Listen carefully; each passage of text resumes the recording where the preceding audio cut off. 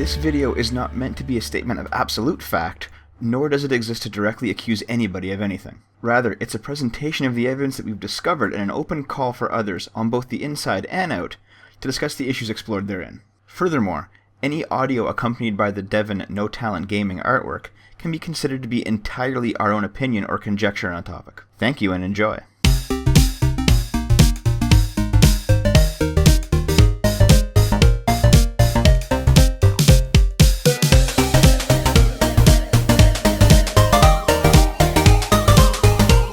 Hey guys, Dev here. I hope you all enjoyed the April Fool's video. I'm sorry this one's a bit later than usual. We actually had it finished by Saturday, but Camera Lady's computer shit out on her for a few days. I hope you've all seen our video on the IGDA, because this serves as an unofficial sequel to it. After our video dropped, we received the usual backlash. People inside who are clearly anti-Gamergate, simply calling us misogynists and whatever for daring to question the current power structure. But Camera Lady got to talking with one notable individual on the inside who wasn't actually interested in baselessly slinging mud, and his name was Derek Smart. Now, Derek's no stranger to Gamergate. Earlier this month, some info surfaced regarding the IGDA's head, Kate Edwards. She's trans, and was known as Tom Edwards before her transition. I want to make this absolutely clear. This is not about Kate being trans. I bring this up solely to show that she performed actions when she was known as Tom that have bearings on her current business as Kate. Any comment or criticism directed towards Kate has nothing to do with her status as a trans woman. As Tom Edwards, she founded her own consulting firm, Englobe, which later had its name changed to Geography. As Kate Edwards, she became the executive director of the IGDA. Geography, the consulting firm Kate Edwards owns, is contracted to do consulting for the IGDA, the organization Kate Edwards currently heads up. This seems like a very obvious conflict of interest, with the well-known Gamergate lawyer Mike Cernovich saying it sounds illegal. And here's where Derek Smart comes in. Derek wrote a reply to both our video and this new information regarding Kate Edwards owning Geography. Let me go over a few important bits. Derek says he listens to both sides of Gamergate and tries to have reasonable discourse. Based on his conversation with Camera Lady, I'd say that's the truth. He's equally welcoming and critical to both Gamergate supporters and anti-GGers, and seems to be willing to talk to just about anybody. Derek says, in more words, that his experiences with the IGDA have shown him that they're on the level. Derek discusses the Geography claims, stating that given the seriousness and nature of the allegations, and knowing that nobody was going to respond, I took it upon myself to get to the bottom of it. If Kate Edwards was one woman holding two positions, who got hired to those two positions independently of her involvement in the other, and then afterwards suddenly the IGDA is doing business with Geography, that would be illegal. But Derek says that Kate is not actually employed by the IGDA, but rather she is employed by Geography and is contracted out to the IGDA as its chairman. I've personally seen this happen a lot in multiple industries, where a worker will be employed by a firm that exists specifically to rent workers out to other companies. A simple way to describe this is like so. Kate doesn't hold positions of power in both Geography and the IGDA, and she doesn't use that to funnel money from one to the other. Kate holds a position of power in Geography, and the IGDA pays Geography for Kate to also hold a position of power and manage the IGDA. Her management is literally what the IGDA is paying Geography for. Now, Derek doesn't offer any proof of his claims, but I honestly don't think he's able to. He's not going to have access to Kate Edwards' contract, and even if he did, I doubt he'd legally be able to publish it. Is it possible that Derek's lying, or was misinformed by the people he spoke to get his information? Sure, but the fact that he's one of the only people with any connections that has been consistently open-minded and reasonable makes me want to trust him. And I'm also not willing to completely backstab and alienate a guy because I have a predetermined outcome regarding the IGDA and his reply doesn't fit it. We can't ask for insiders to come forward and then accuse them of lying or covering things up when they give us answers we don't want to hear. Not without proof. If Derek's either lying or misinformed, then Kate Edwards is actually doing some pretty corrupt shit. Kate would be in a position to move money from the non-profit IGDA to her own personal company. And even if Kate's entirely on the level, the fact that her company was given the contract over others that may be just as capable is corruption in itself. However, if Derek's correct, and I think he is, then what he has to say lines up with the anonymous indie dev from the last video that claimed Kate and the IGDA isn't corrupt, but just a bit flip-floppy. However, even with Derek telling the truth, I do think there's a bit of a problem with Geography, even if it's only a minor one. Geography does consulting for not only the IGDA, but also several games studios. I'm not sure if it's appropriate for the same company to have its hands in the management of both the studios and the organization that exists to stand up for the rights of those studios' employees. But this seems to be minor and is nothing like any sort of money funneling that we all initially thought. As for the IGDA's connection to UBM's other properties like the IGF and GDC, Derek and Camera actually agreed that the connections looked bad, but having the potential for something to go wrong is not the same as something actually going wrong. And Derek wants to default to trust the people running things until they prove they can't be trusted. At the same time, Derek admitted to knowing nothing about the IGF side of the equation, as he doesn't deal with them. Even if the IGDA is completely innocent, IGF has more than enough corrupt bullshit happening inside to cover the entire UBM family anyway. A little while back, Alistair Pinsoff gave an interview on TechRaptor regarding what he knows about the IGF. He says that a lot of what we had initially dug up was somewhat inaccurate, but there was enough truth there that he had to take a hard look back at his own experiences and felt a moral imperative to come forward and share what he had witnessed. I think his assessment of our video is fair. We're not industry insiders. Camera Lady is just a near-mute autist who is good at digging up info, and I can only read what she gives me. We can only go off of what we managed to sleuth up from the underbelly of the internet. However, the video achieved its goal. It got the gears turning inside the brains of many people inside the industry. Indies, journalists, and judges have all come out, both publicly and privately, to say, "Something fucked up happened with me during the IGF, and I didn't think much of it until I saw your video." And that's what we hoped would happen. The truth of it is, we can't do much. We can boycott sites and encourage others to do the same. We can refuse to pay for games or refuse to play them, but reforming the IGF is only going to happen if the indie devs who enter the IGF come together and demand it. And we want IGF reform just as much as you do. Not just so that undeserving games stop getting awards and therefore stop getting press coverage, but also for every single indie developer who pays to enter the IGF not knowing that they have no chance at winning regardless of the quality of their game, just because they're not friends with the right people. For the indie devs who want to speak out, who have seen injustices but fear retaliation. For people like the anonymous indie dev we mentioned in the last video that spoke to Camera Lady, who provided us with a major lead regarding the IGF. They said to look into winners who were judges before they were winners. Camera Lady mentioned the only reason that she and her friends had been able to show judges being connected to winners was due to the Polytron leaked financial documents. And without that knowledge, it would be harder to do. But the indie dev said not to look at years where a judge won a game in the same year, but to find winners who were judges in all other years. In essence, there's a group of indie devs that double as judges in the IGF every single year except the years in which they enter a game. And when a member of that group steps out of the judge pool in a given year to enter a game, the other members of the group push that game through. And the next year, the judge who received a boost last time around returns to the judge pool to help push another member through. Now, I'd like to define some terms from the IGF itself using a statement they wrote in reply to our original video. In it, the difference between judge and juror is spelled out. The judges are anonymous, and as of the latest IGF, number at approximately 375.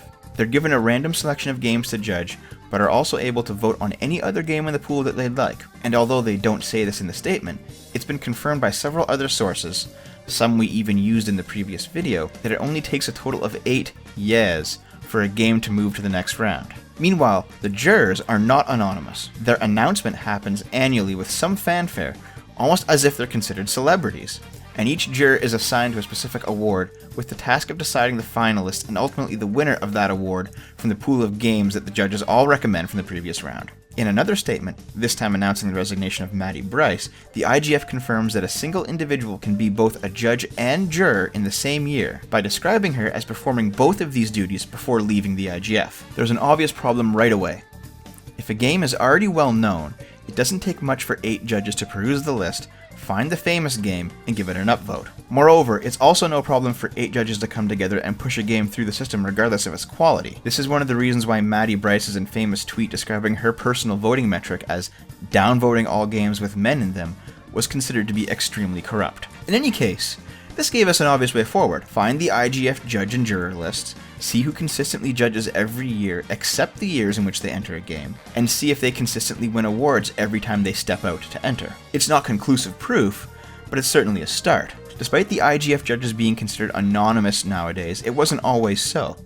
The IGF used to publish their judge lists alongside their jury lists, specifically at the URL www.igf.com/judges.html. This is relevant because each year, the judge list for that year would be published at the exact same HTML file, overwriting the previous year's judge list. Using the magical powers of the Internet Wayback Machine, it actually becomes relatively easy to catalog each year's judge list, all right from the same address. The judge lists archived from www.igf.com/judges.html are from 2006 to 2009, but from 2010 onward, there's nothing but dead pages. Camera Lady began cataloging all of the judges into a spreadsheet to see when recurring judges stepped away for a year, with the intention to cross-reference their stepping back with the awards winners and finalists for that year. But those missing judge lists from 2010 onward put a damper on the whole endeavor, don't they? Oh, well, here's some info at igf.com/2011juries.html. But this seems a bit different, doesn't it? People are grouped by awards and given extensive bios. Ah,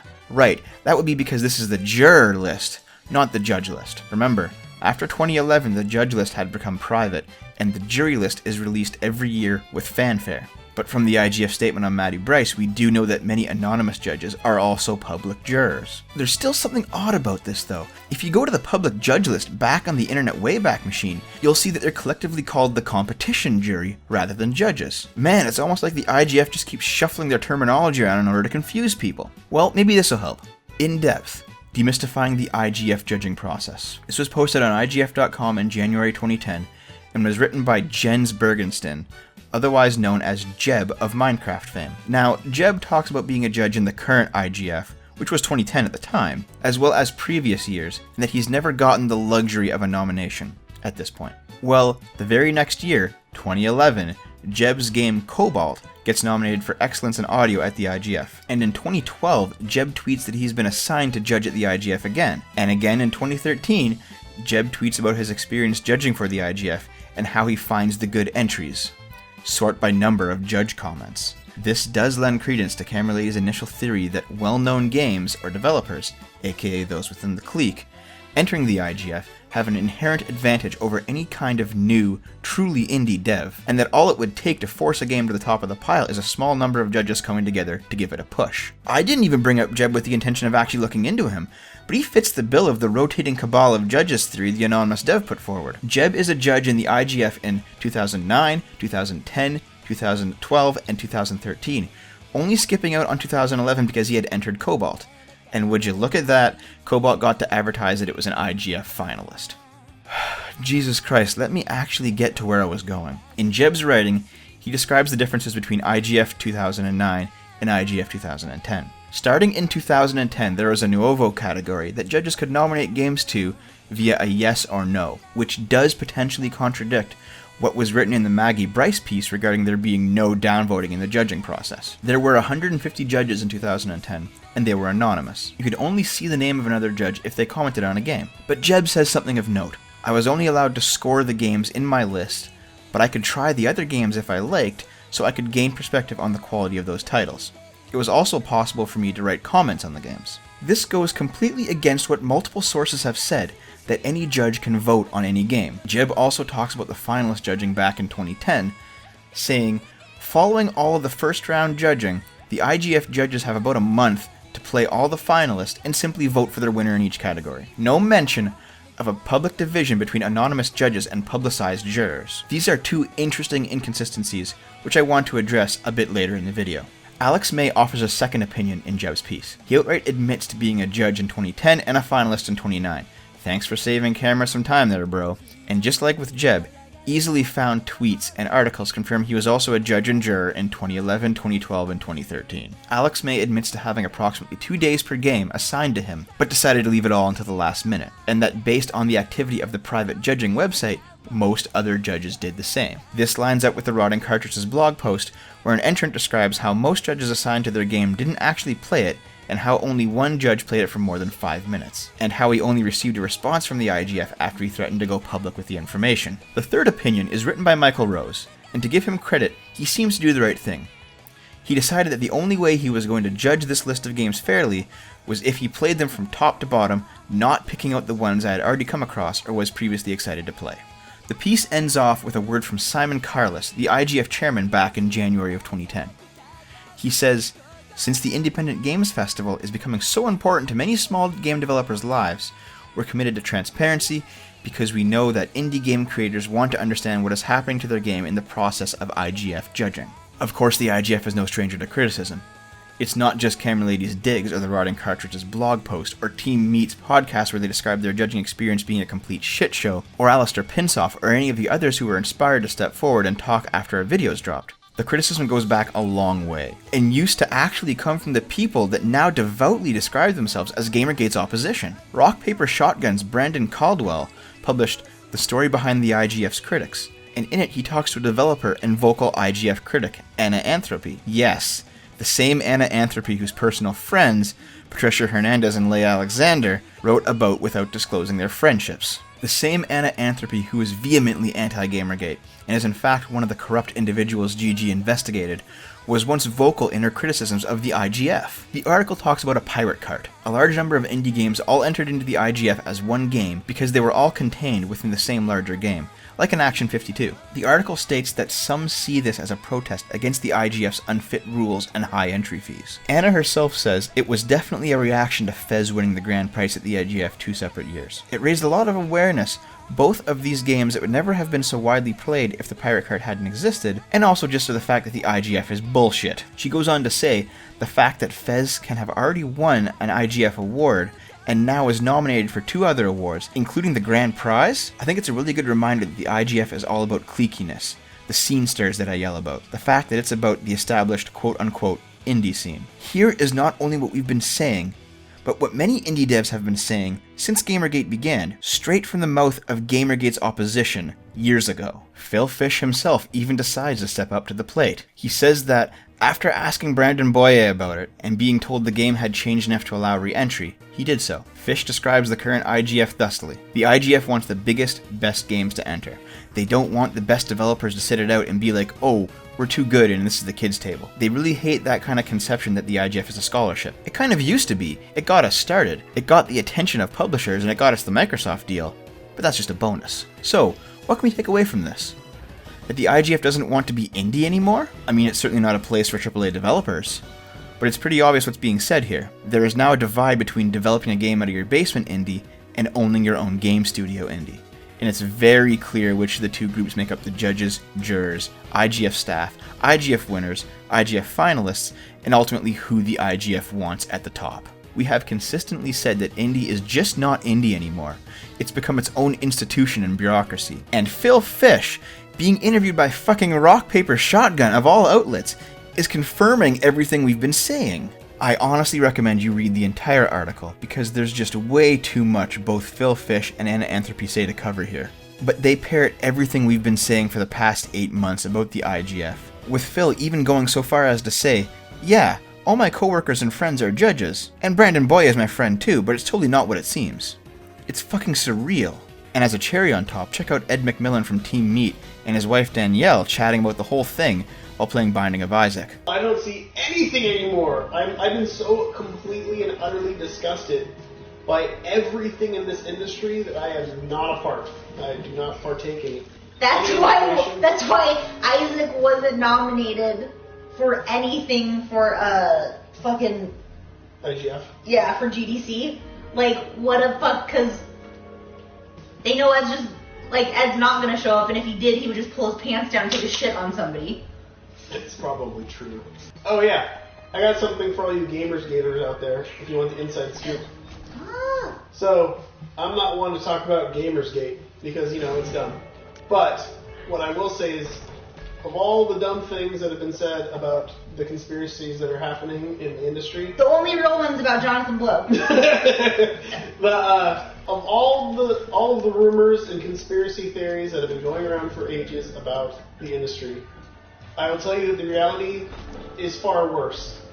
And the far worse reality is, this is an industry full of greedy, social lunatics.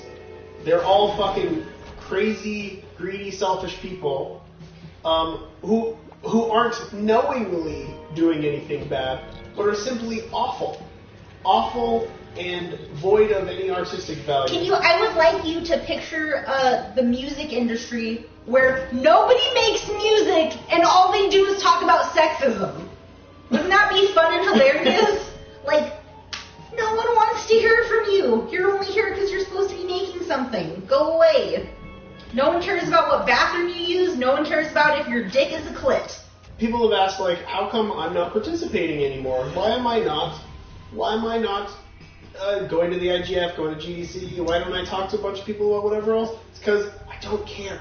Because this has nothing to do with why I got into making games. I would say the IGDA is Kanye West. Everybody in the industry is Kanye West. Everybody thinks they're so fucking important. It's amazing. Everybody is delusional and psychotic. And they do not care about art. They care about censorship and whatever they think is right. And they talk. They like to write, and they like to talk. I need feminism because, this game makes me want to rape people. It's stupid. I mean, you guys know it. You guys are living in it. It's called the internet. It's an awful fucking place full of people who are so entitled it's unimaginable. Everybody thinks that being offended is the worst thing in the world. I'm sure, like, if you really wanted to be in the industry and you realized that you couldn't actually make anything, that you might get some sort of rush or feel like you're doing something by being on Twitter. Back when I started making dumb little video games, the indie community was quite literally 30 fucking people. Like, all around the world, 30 people. And all really nice people. Everybody loved each other. But see, the thing is a lot of those people now, they're mean. Because they've been pissed off by other groups of people who don't agree with their values. But when you're 30 fucking people, you all think, oh my god, we're such a minority group, we're going to band together and we're going to love each other and everything's going to be great. And it was like that for many years, except once that 30 people goes to 100 people, we're not all getting into the IGF. We're not all getting praise. So those people who aren't getting enough praise... like your hand. You should get your puppet from up. Where is your puppet? It's upstairs. The people that aren't getting praise... Berticano! go around and they group up and then they piss on the other groups. And then the larger and larger and larger it gets, it just, like, segregates. And then there's David Rosen of Humble Bundle fame, who is very anti-Gamergate, sparing no opportunity to call us all misogynist, dig into Total Biscuit, shill for Arthur Chu, the whole 9 yards. And here he is in 2009, bringing up many of these issues with the IGF, issues that have only grown since then. Let's do a quick recap. Jeb reveals that back in 2010, judges vote on games, and those same judges then again vote on the finalists to decide a winner. In a post titled Letter from the Chairman explaining IGF's changes for 2011, the new system of anonymous judges and specialist jurors is revealed. Jeb also notes that he can only vote on the games he was given, when we know for a fact that judges nowadays can vote on any game they like. From 2006 to 2009, the Internet Wayback Machine has a record of the IGF posting full public judge lists. This stops with IGF 2010, and going forward, only public jury lists are posted, with their reveals being treated almost like reality TV show twists by Gamasutra, the news outlet owned by the IGF's parent company, UBM. People who are vehemently anti-Gamergate, both developers and journalists, were once completely willing to criticize and investigate the IGF's conduct. But now, not just radio silence from almost everybody, but directed attacks towards journalists and developers who speak out against the IGF. It's like a giant switch was flipped at around mid-2010 inside the IGF. New judging systems were set in place, oversight was slowly dismantled, lists of contributors were hidden away, and the people who should have been speaking out louder than ever all suddenly shut up. What the fuck happened? Well, I'll tell you what happened. One of the last public acts of Simon Carless, the former chairman of the IGF, was to write the ending paragraph of Jeb's post talking about how committed the IGF was to transparency, back in January of 2010. In May of that same year, our good friend Brandon Boye replaced Carless as the IGF chairman, and he has remained in that position to this day. In Brandon's first Message from the Chairman post, he ends it by saying, in the coming weeks and months, I'll be laying out some of the ways that will be modifying and improving the way the festival operates. And the very next post on the site is a description of the new system that allows any judge to vote for any game and keeps judge lists private. What the fuck happened? Brandon Boyer became chair. Now, in Alistair Pinsoff's interview on TechRaptor, he too has a lot to say about Brandon. Pinsoff says, here's a guy who runs multiple award shows, runs sites that promotes indies, is friends with devs, PR, all media types, and here he is on the Game Journal Pros group. To Brandon's credit, it does make sense that he was there, as he was a journalist before becoming IGF chair. But he was chairman after 2010, and leaked emails from the mailing list show that he didn't leave, nor did he remain silent within the list after becoming chairman. Pinsoff seems to share our opinion on Brandon. He says, I think Boyer is a good guy at heart, but money and power have a way of changing things. I'd like to see him and the IGF investigated and better governed in years to come, so people outside Boyer's inner circle of investors are given a fair shake. I wholeheartedly agree with this. There's not enough evidence to say that Brandon Boyer was the undisputed direct cause of all the corruption in the IGF, but in my opinion, there is enough evidence to show a pattern of changing rules and behaviors that seem to benefit Boyer and his friends disproportionately. I don't buy that it's a simple coincidence that after Boyer arrives in the scene, rules are changed that allow his friends' games to win finalist nominations and awards. All the while, the IGF's loudest critics suddenly go silent as one of their own, a fellow journalist, ascends the throne. Brandon Boyer's ethically shaky actions seem to extend beyond the IGF as well. In Alistair Pinsoff's interview, he mentions talking to Tiff Chow in 2011, who bragged that her boyfriend Steph Therian would win Fantastic Arcade's Best Game Award, another award show that Brandon Boyer runs, due to Steph and Brandon's friendship. And sure enough, Steph's game won. However, on a follow-up article on Kotaku, Tiff denies ever saying that, and Kotaku considered the matter closed. Well, that's some quality reporting work there, Totelo. When you were earning your master's in journalism, which professor taught you that a he said, she said scenario was proof enough for you to drop a subject? Well, don't worry about it, Steven. Camera did the work for you. Around the same time as Brandon was running the Fantastic Arcades award show that Steph would later win, he also wrote a number of articles on the website Offworld, promoting Steph's games. Gamergate will know Offworld as the website Leigh Alexander relocated her megaphone to after she gracefully resigned from Gamasutra, of entirely her own accord, I'm sure. A large number of social media posts show Brandon and Steph are friends as well, the posts going far beyond normal industry chatter and discussing dinners, concerts, casual hanging out, collaborating on projects, and explicit declarations of friendship. And all of this stuff doesn't only apply to Brandon and Steph's friendship, either. Just looking at Brandon's Offworld articles uncovers a massive amount of conflicts of interest. Here's one of his articles: 20 games you shouldn't miss in 2014.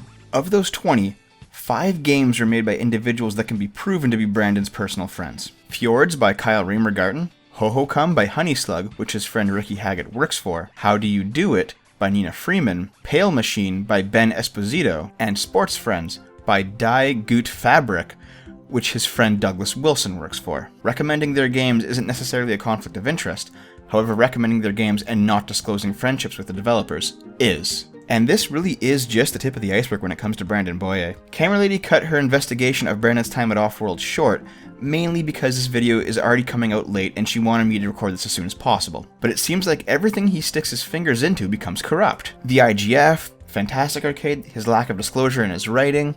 Hell, even in Indiecade, Brandon gives Steph an award. We already know how much of a shit show Indiecade is. Add Brandon Boyer to it, and you might as well burn the whole thing down. It's over. Before I move on from Brandon, I want to point out something that some people have noticed, namely his funding campaign to fight his cancer, and how many people in the industry donated to it. We decided not to investigate this as a potential source of corruption for 2 reasons. 1, because if it were so, Brandon would have to use the money he received on something other than cancer, and that is pretty much unprovable without either Brandon or a hospital staffer leaking confidential records.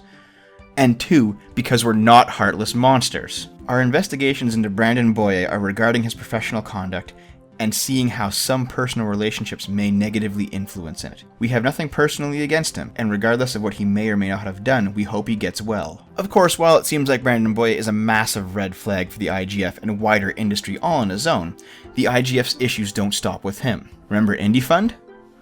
We discussed their involvement in our Bigger Fish to Fry video, but I'll give you a quick rundown right now. Indie-Fund is a group of people who band together to invest in indie game ideas that they think show merit. It sounds like a noble goal. until those same investors find themselves in positions of power at various award shows and are therefore able to ensure a bigger kickback of profits garnered from the increased sales that an award provides. But it goes beyond Fez. Indie-fund games seem to get a disproportionate number of IGF and Indiecade wins and nominations. I'm sure the program's founders would claim that that's how it should be, that Indie-fund funds the best games, and that the award shows awards the best games. So at the end of the day, it's simply quality bubbling to the surface. But I don't think this is how it is. When you look over the list of indie-fund-backed games, you begin to see some familiar indie cabal names. Here's Robin Arnott's game, no surprise he got funded. Here's Framed, one of Zoe Quinn's games. Oh, and here's a game by good old Steph Therian, Brandon Boyer's pal from earlier. To an outsider like me, and I must assume to many smaller devs who are trying to get started in the industry, Indie-fund looks like a group of friends funding the games of other friends, while more friends give them awards, while the little people, the people who code out of their living room, the people outside of the clique, the people who pay for a fair shake at these contests and never get the shaft. And speaking of Framed, it won in the IGF twice. Well, holy shit, how'd that go down? I mean, I thought after the gigantic shitstorm a few years ago, when Fez won in 2008 and then entered into the IGF again in 2012, the rules were changed to prevent that. Well, no, Brandon Boyer decided to make 2012 a transitional year, so the rules would be fully changed in 2013, and Fez would be allowed to win a second time in 2012, but okay. After that, no games winning twice. Well shit, Zoe, how'd you pull it off? Oh, I see. Framed won in IGF China, and then later in the main IGF. Well, that's a damn fine way to skirt the rules. And amongst indie-fund games, it's not just Framed and Fez that were nominated as finalists or won in the IGF twice. There was Antichamber, which was nominated in 2012, which also garnered a nomination in 2011 under the name Hazard. Is that all you have to do to get around the rules? Just change your game's name? To shift gears a bit, everyone remember Tim Schafer making an ass of himself at this year's awards ceremony? You know, Tim Schafer, who is the physical spitting image of what all these antis say the average gamer-gator is. It did feel pretty good that he mentioned us in a roundabout way, with his jab at our video revealing the IGF's corruption. He seems to think we're an indie dev in that joke though. But no, we're outsiders to the industry. And as outsiders to the industry, it seems to us like Indie-fund exists to fund the projects of Cabal members. Matthew Wagner's the guy that comes up a few times in this video series. Recall, he funded Fez, and later became one of the principal people behind Indie-fund. He also heads up his own studio, Flashbang Studios. He's also a co-chair and regular judge and juror in the IGF. As far as I know, Wagner doesn't work for Double Fine, Tim Schafer's studio, but for some reason he does have access to Double Fine's Kickstarter financial data, which he proudly showed off in February of 2012. So at the very least, there's some type of undisclosed partnership or financial relationship between Wagner and Double Fine. Now, Tim Schafer's white guy accusing black guys of being white guys on the internet sock puppet routine isn't the only dumb thing he's done. Everybody and their grandma knows about Schafer taking Kickstarter funds and failing to deliver, but as it turns out, quite a few Double Fine employees are also judges across multiple years. Considering that Matthew Wagner coded the IGF's judging software, is an IGF judge and juror repeatedly over the course of the festival's history, has a financial interest in seeing all Indie-fund games get as many awards and nominations as possible, and has some undisclosed business and or financial link to Double Fine, is it no surprise to anybody that Double Fine employees start showing up repeatedly on the juror lists? Or that Tim Schafer waddled on stage at the award ceremony to make fun of people who dare question the actions of him and his pals? Let's keep going. What the fuck? I mean, we're already this far in, right? Here's an indie game called Hundreds, that proudly displays its 3 honorable mentions in 2013's IGF, most notably excellence in visual art, as well as its official selection in Indiecade 2012. 2 of Hundred's devs are Adam Saltzman, Adam Atomic on Twitter, and Greg Wolhand, AEIOWU on Twitter. One of the IGF jurors in 2013, in the excellence in visual art category, is Richard Hogg. And wouldn't you know it, both Hogg and Wolhand work for Saltzman's company, Finji, where Saltzman mentions that one of the projects he's worked on is Fez, as well as Hogg having worked on Hohokam, a game that was nominated in the IGF while another of its devs was friends with Brandon Boyer. And just to round this all into a neat little package, remember Maddie Brice? A woman who outright said downvoting all games with men in them as an IGF judge, and then was shocked that she received enough backlash to it that the IGF removed her from her position as judge? And I do mean removed, rather than resigned in protest, despite what the IGF's apology piece said at the end about her being welcome to return if she'd like. Well, that apology piece was written by a person our anonymous indie dev says is named Scavio. Scavio refers to Meggan Scavio, the GM of GDC, and our anonymous friend has quite a bit to say about her.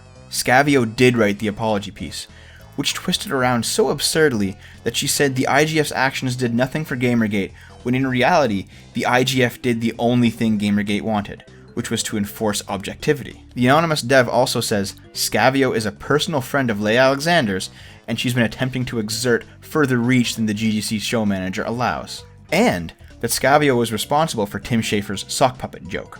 Scavio has been trying to push into the volunteer program, and she's also known to give preference to her friends for talks, including those who are literally rehashing presentations from other people applying, and that her qualifications are nebulous at best. When asked to clarify, the anonymous dev said that Scavio would regularly threaten GDC's conference associates with expulsion if they didn't toe the party line. They also clarified that despite Scavio browbeating the conference associates, or CAs, the GDC is run by them behind the scenes. Well, what are conference associates? Maybe the GDC's website can help. So, you're crowdfunding Misfits target, you're a student with limited funds, your company can't send you, or you just want to lend a hand. Whatever the reason, you may still be able to attend this premier event by becoming a conference associate. Are you willing to earn your attendance? Oh, so that's what conference associates are. Indie devs who are outside the clique. This page reads like the propaganda pamphlet to a pyramid scheme. The GDC relies on the labor of those outside of the indie cabal in order to function. And here's Scavio coming down hard on them, telling them that they'd better not step out of line if they want to have a future in game development. What a surprise. It sounds to me like Meggan Scavio got hired on at the GDC not due to any sort of qualification, but because of who she knew. That she's been rejecting potential speakers at GDC only to turn around and give their work to her friends to make panels out of instead, and that she's been trying to push herself into managerial areas that her job title doesn't cover, presumably out of some kind of authoritarian power trip. I am under no illusion that what I'm about to suggest will solve all the IGF's problems overnight. But before the next IGF opens its doors, Brandon Boyer needs to step down from the position of chairman. The IGF rules need to be examined and changed appropriately. The judging software of the IGF needs to be audited by a third party. And given that the IGF operates out of California, the IGF needs to be compliant with state law regarding contests and regulations for entrant fairness, which states that misrepresenting in any manner the odds of winning any prize is prohibited. And if after an extensive review of the IGF by an outside party reveals this law to have been broken, legal action must be taken against the parties involved. And if you're an indie dev listening to this, yes, I'll repeat my now tired refrain of please come forward and tell us what you've seen. But also, if you're an indie dev not in the Cool Kids Club, the Indie Gaming Inner Circle, and you're considering entering your game into the next IGF, don't. Do you know what your $100 entry fee is doing? It's keeping the cabal up and running. You're paying for their rent, and you're not even getting the one thing you bought in return, a fair shake at the prize. And if you're hoping to get funding from Indie Fund, again, don't. It seems like they won't take your game no matter how good it is because you're not in the clique. I don't know how else to say this, guys. These people aren't looking out for your interests. They don't give a shit about your games. To them, you're nothing but a source of revenue. Your entry fees keep them going, and they're banking on your hope and optimism pushing you to come back against your better judgment. Don't let them do it to you. To end this off, Robert Yang was a first-time IGF judge in 2014, and he wrote a blog post about his experiences. He talks about the IGF's strengths and weaknesses, he encourages people to speak out against the IGF if they think they're doing a bad job, but most importantly, he talks about the IGF's alternatives. He says, the IGF used to be one of the most important things ever, the Academy Awards or Sundance of games. But it was always a strange idea that indie developers would fight to decentralize power and then put all this prestige into this central institution. Well, I'm pretty sure I know why. Phil Fish said so himself back in the Rock Paper Shotgun article on the topic. Back when the first waves of indies were new, they saw the injustices of the industry, and they wanted a level playing field. And once they got their level playing field, they promptly built a new industry right on top of it. A new bureaucratic structure to benefit them, while the generation of indies after them is now stuck with looking at two giant corrupt systems instead of only one. We saw it happen with Occupy, we saw it happen with Project Chenology, hell, we even saw it happen with the fucking 18th century French intellectual movement. Social misfits acting in the name of equality will unite under their shared experience of misfithood, and then emulate the power structures of those that declared them misfits in the first place, solely to wield authority over the next generation of misfits that comes along. Yang goes on to say that one of the IGF's benefits, a Steam deal, is becoming less exclusive over time, and that the attention the IGF garners is beginning to be usurped by the sheer audience and reach of the popular YouTubers. And I have to agree with him. If you're a small indie dev, and you're looking over the content of this video, and you're just completely dismayed at the giant brick wall you see in front of you, Don't lose hope. Don't pay $100 to enter your game into a rigged award show you'll never win. Send a review copy of your game off to Total Biscuit or Angry Joe or whoever else instead. Don't support the old corrupt structures when your own customers are providing you with viable alternatives. Alistair Pinsoff even said in his interview that journalists first rejected YouTubers who reached out to them, then began to attack them as their popularity grew, and now are desperately trying to emulate them as their old media methods crumble. You don't need them. A vocal anti-Gamergate individual, Jenn Frank of all people, wrote a reply on Unwinnable to the allegations of IGF corruption, basically saying, I was an awesome IGF judge and everything was awesome, and the only reason I didn't play a game was because it was broken and wouldn't install. Hello, goodbye. Camera Lady, along with a different anonymous indie dev than the one that we've consistently mentioned in this video, looked into the game Jenn claimed was broken and wouldn't install. It became clear to both of them that she didn't actually play the game because the game was on iOS, a plug-and-play platform that requires no install process. Anonymous Dev 2 also says, right after this incident, the IGF dropped Test Flight, an application that monitored how long the judges actually played the games. I guess they didn't want to see how little the IGF judges actually gave a shit. But this wasn't why I brought up Jenn Frank or her laughable article. I bring it up because of what she says here. If you think IGF judging doesn't work, find me a better system and I will lay off. I'll just go. In fact, I'll never write about video games again. And a bit later, if you honestly feel that your flame is trapped in a vacuum, move on. Just go. There are other communities that will accept you. Create your own system. Make your own clubhouse. I dare you. The absolute arrogance here is astounding. She sounds like an abusive lover. Hey indies, I dare you to leave us. I dare you. You need us. You'll never go. Well, indie devs, it's time for you to call that bluff. The IGF doesn't care about you. It cares about Brandon Boyer's friends, and Tim Schafer's friends, and Matthew Wagner's friends, and Phil Fish's friends. It doesn't care about indies. It cares about people who were indies 10 years ago and have now become part of the establishment while not wanting to take off the indie hat. You are nothing to them. They're daring you to leave, thinking they'll never do it, those losers need us, we have the power. But there is a new clubhouse. We're offering it to you, right here and now. Turn away from these sycophants and never look back. And hey, Jenn Frank? When the indie devs get fed up with your inflammatory bullshit and leave you and your clique of corrupt friends high and dry, I expect you to hold up your end of the bargain and never write about video games again. We'll all be better off for it. That's all for today, guys. It wasn't just Camera Lady sleuthing and my reading that brought this video together. A lot of us worked on it. Special thanks to Derek Smart for willing to discuss issues rather than simply mudslinging, as well as to our two anonymous indie devs who asked to remain anonymous because they legitimately fear for their jobs and careers by speaking out against the IGF and all these individuals. Also thanks to William Usher who helped providing us with some contacts, and Thryden, Stealth Suit, Krios, and somebody only by the name of Temporary Account 2 for providing some of the information and leads. And a very special thanks to 3 people who actually gave us money to keep this show going. Pasquale Festa, Hente Logic, and the late and great King of Pole. At this point, I'm going to spend a few minutes talking about something else. It's only slightly related to Gamergate, so if you want to check out now, that's completely fine. Feel free to do so. There's no hard feelings from myself or Camera at all. I'm sure this video's gone on long enough as it is. Camera Lady recently had a conversation over on the Let's Play subreddit. As I'm sure if you know, we also post Let's Plays, anime reviews, and other stuff on this channel, along with these Indie-Fensible videos. Somebody with 20,000 subscribers and 3 million views started a thread about how to grow your channel, so Camera asked some questions about it, looking how to grow our Short Fat Otaku channel here, and was promptly tore into for supporting Gamergate, accusing us of simply using Gamergate and not contributing to it, shilling on the hashtag, being misogynists, and so on. We always wanted to do a video, or at least talk at the end of a Gamergate video, introducing us and our other content to our new Gamergate subscribers. But this conversation made us think long and hard about what we should be saying. We don't want to appear as shills, we don't want to appear like we're just using Gamergate for attention. If we were, I don't think we'd be doing this much investigative work in these videos that we make. But at the same time, we do want to promote ourselves, to promote our other types of videos, and generally just to grow as a channel. It's no secret that we take money and gifts from people willing to give them to us. I want to take a minute here and outline exactly what we do with what we get, and why it's relevant to our Gamergate video series, not just our other stuff. To start off, yes, we have a Patreon.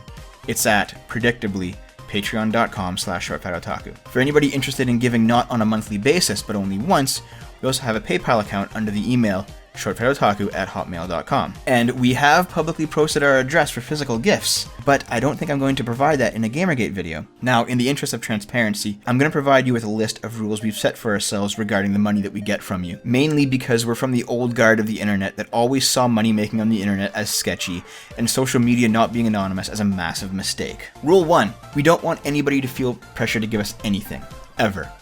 If you don't want to give us anything, or can't afford to give us anything, it will never ever be held against you. If you want to run ad blockers on our videos, same deal. I don't ever want anybody to feel excluded from our channel, our content, or any kind of community going around us because they can't or won't give money. Everybody is welcome here. Rule 2. We have Patreon set to monthly because we're actually a daily upload channel, and setting it to per video is a bit ridiculous. This isn't like so many journalists or developers or mid-tier e-celebs out there who simply set it to monthly, do next to nothing, and rake in the dough. We are always posting something. Rule 3. 100% of any money you give us on Patreon or PayPal or through ad revenue will be used on our channel. Period. No exceptions. We don't intend to live off of your generosity. We have a wish list of sound equipment, lighting equipment, camera equipment, and games and anime we like to do videos on. You will not see us rake in $13K a month and then brag about getting a new motorcycle on Twitter, like some people. And as a related sub-rule, whenever we're given a physical gift, like a game or anime, we'll guarantee you'll get videos on it. The Bible Black DVD set was given to us as a gift from a fan, and we made 6 Rift videos out of it so far. If you are generous enough to give to us, we feel it is our responsibility to give back to you in kind. Rule 4. We will post the receipts of any purchase made with your money on the Short Fat Otaku Twitter account. As an example, we spent $90 on an SNES flashcard using YouTube ad revenue, and Dave put up a picture of the receipt on Twitter. We intend to use the cart to revive a series called Game Roulette, the first 2 seasons of which can be found on our channel. Over the years, we have also purchased an AT2020 microphone, an Elgato, a Dazzle, and several older consoles using Blip TV ad revenue. You will always know what we're doing with your money and which purchases contribute to which of our projects. Rule 5. Yes, this stuff will also help Indie-Fensible as a series grow, not just our Let's Plays and reviews. Camera Lady estimates $300 to update our audio equipment, which we intend to use to improve our Gamergate videos' audio quality, as well as our other projects. The editing PC and potentially even the new camera will also expand what we can do for Indie-Fensible. It's true that your money will be going towards our other projects, but it will simultaneously also be going towards new Gamergate videos. If you're interested in giving, but you're on the fence because you only watch us for Gamergate, don't worry, your money will go towards Gamergate. Rule 6. This bears saying a second time. Nobody has to give. The truth of it is, if we got exactly $0 from anybody, we would still upload daily. The Let's Plays would still come.